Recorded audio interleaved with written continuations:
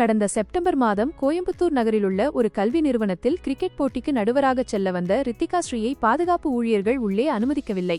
பாலின மாற்றத்திற்கு பிறகு அது அவரது முதல் போட்டியாக இருந்தது. நான் நடுவராக வந்தேன் என அவர் வலியுறுத்தியும் முதலில் அவரை தடுத்தனர்.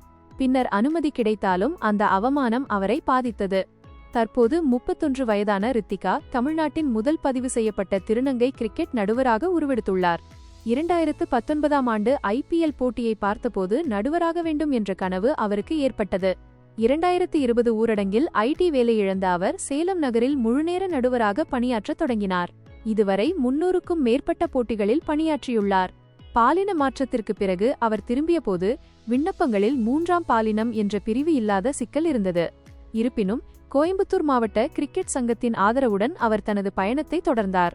இன்று மைதானத்தில் உரிய மரியாதை பெற்றுள்ள ரித்திகா அடுத்ததாக தமிழ்நாடு கிரிக்கெட் சங்கத்தின் தேர்வுக்கு தயாராகி வருகிறார். அவரது விடாமுயற்சியால் தேர்வு விண்ணப்பத்தில் 3ஆம் பாலினம் என்ற பிரிவு சேர்க்கப்பட்டது. இது அவரது முதல் பெரிய வெற்றியாக பார்க்கப்படுகிறது.